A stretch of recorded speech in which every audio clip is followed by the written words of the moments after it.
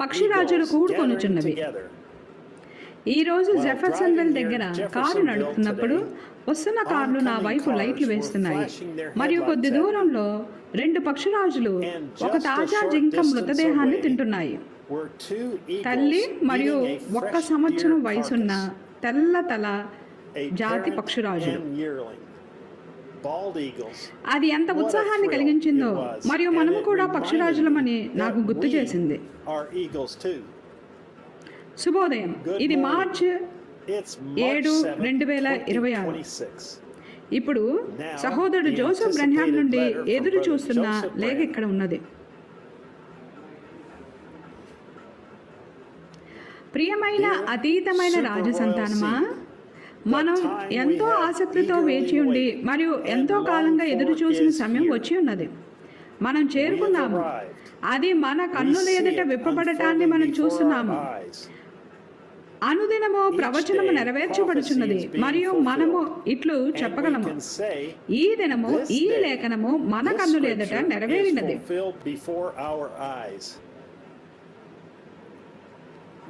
వధువులో ప్రత్యక్షత వలన ఎటువంటి ఒక ఉత్తేజము కలుగుచున్నది కదా. మనం వింటున్న ప్రతి వర్తమానముతో మన హృదయాలలో మరియు అంతరాత్మలలో ఇట్లు అనుభూతి చెందుతున్నాము. ప్రభువా, ఇది ఇక ఇంతకంటే గొప్పదిగా మరియు ఇంతకంటే అద్భుతంగా మారడం అసలు సాధ్యమా?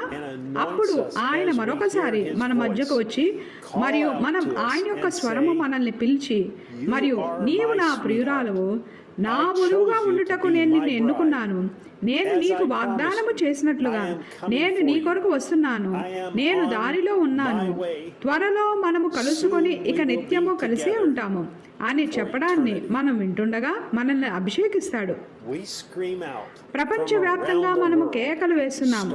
మన హల్లెలూయాలతో, మహిమలతో, స్తుతులతో మరియు ఆయనకు చేసే ఆరాధనతో పరలోకాన్ని ముంచెత్తుతున్నాము. సాతానుడు ఓడించబడ్డాడు. తండ్రి మన సందేహాలన్నింటినీ, మన అనిశ్చయతలన్నింటినీ, ఊహాగానములన్నింటినీ తొలగించినాడు. కాబట్టి మనమే అబ్రహాము యొక్క అతీతమైన రాజ సంతానమని మన పూర్ణ హృదయము మరియు అంతరాత్మతో మనం ప్రకటించగలము. వాగ్దానము చేయబడిన రాజకుమారునికి ఒక రాజ వధువై ఉన్నాము.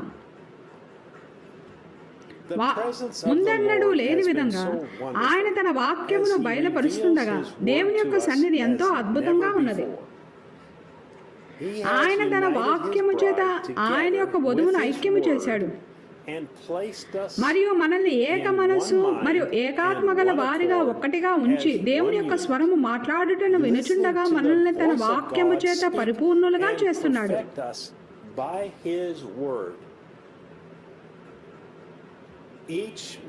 మనం వింటున్న ప్రతి వర్తమానము మన అంతరాత్మలో పొంగి పొల్లుతున్న ఒక బుగ్గ బావి వలె ఉన్నది. అది దేవుని యొక్క సింహాసనం నుండి తాజాగా ఉబ్బుకుతూ జోరుగా ప్రవహిస్తూ మరియు ఉరకలు వేస్తూ ఉన్నది. మనము ఎడతెగక దానిని త్రాగుతూ మన అంతరాత్మలను నూతన పరుచుకుంటున్నాము. నా సహోదరులారా మరియు సహోదరీలారా, ఆయన ఒక కన్యక అయిన వాక్య వధువును కలిగి ఉంటాడని చెప్తున్న లేఖనములను నెరవేర్పు మనమే అయ్యున్నాము. మనము ఈ దినము ఈ లేఖనము నెరవేరినదే అయ్యున్నాము. స్వయంగా దేవుడే పరలోకం నుండి తన 7వ దూతతో మాట్లాడి మరియు ఇట్లు చెప్పాడు, క్రీస్తు యొక్క మొదటి రాకడను పరిచయం చేయడానికి బాప్తిసమిచ్చి యోహాను పంపబడినట్లే నీ వర్తమానము ప్రపంచమంతటికి ఆయన యొక్క 2వ రాకడను పరిచయం చేస్తుంది. వధువు ఇట్లు చెప్పగలదు, ఈ దినము ఈ లేఖనము నెరవేరినది. సాక్షాత్ దేవుని యొక్క స్వరమే మన దినములో మానవ పెదవుల ద్వారా పలుకబడి రికార్డు చేయబడి భద్రపరచబడి మరియు ఆయన మనలో ప్రతి ఒక్కరితో యెహోవా ఇలాగూ సెలవిచ్చుచున్నాడు పలుకోగలుగునట్లు అది నిలువ చేపించబడినది అన్న విషయమును మనం అసలు గ్రహించగలమా? మనము ఎవరి మాటను, ఎవరి తలంపులను, ఎవరి ఆలోచనలను తీసుకోవాల్సిన అవసరం లేకుండా కేవలం కూర్చొని మరియు ఆయన స్వరము నేరుగా మనతో ఆయన యొక్క స్వచ్ఛమైన వాక్యమును మాట్లాడుటను వినడం సాధ్యపడేలా ఆయన చేశాడు. Speak directly to us his pure word. What is taking place today? ఈనాడు ఏమి జరుగుచున్నది? మరియు తూర్పు దిక్కున వచ్చి మరియు తనను తాను శరీరములో ప్రత్యక్షపరచబడిన దేవునిగా నిర్ధారించుకున్న అదే దేవుని కుమారుడు ఇక్కడ పశ్చిమ దిక్కున ఈ రాత్రి సంఘము మధ్యన తనను తాను నిన్న నేడు మరియు నిరంతరము ఒకటే రీతిగా ఉన్నవాడిగా గుర్తింపజేసుకుంటున్న అదే దేవుని కుమారుడై ఉన్నాడు. కుమారుని యొక్క సాయంకాల వెలుగు వచ్చి ఉన్నది. ఈ దినము ఈ లేఖనము మన ఎదుట నెరవేరినది. టేపులను ప్లే చేయడం అనేది దేవుడు తన వధువు కొరకు ఏర్పాటు చేసిన మార్గమై ఉన్నది అని చెప్పడం ద్వారా మరియు నమ్మడం ద్వారా మనము దేవుని యొక్క పరిపూర్ణమైన చిత్తంలో ఉన్నామా? టేపులను వినడం కంటే గొప్పది ఏదైనా ఉన్నదా?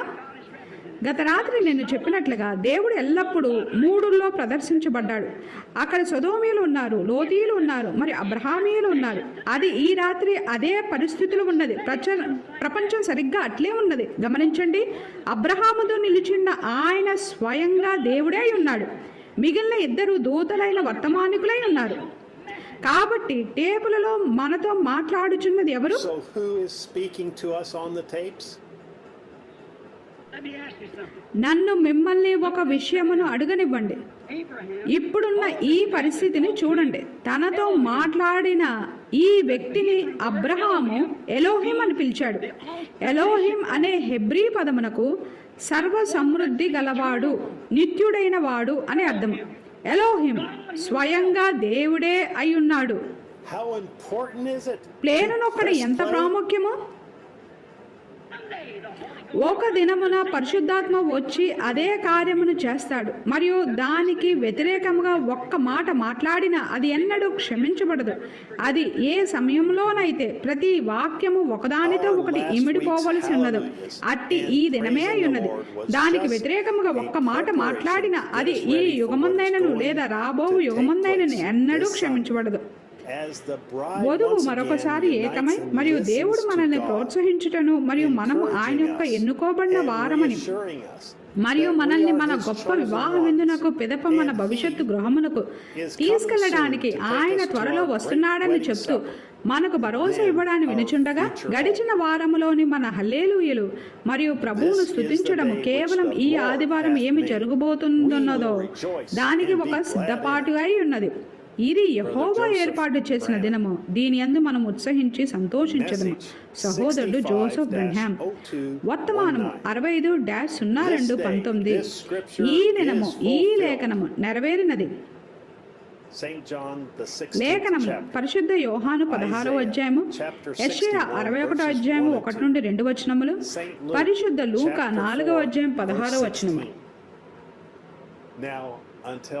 దయచేసి ఈ వారము జెఫర్సన్విల్లో సమయం మార్పు గురించి మర్చిపోకండి. మరలా కలిసేంత వరకు దేవుడు మిమ్మల్ని దీవించును గాక మరియు షలోమ్. www.branham.org/en/apps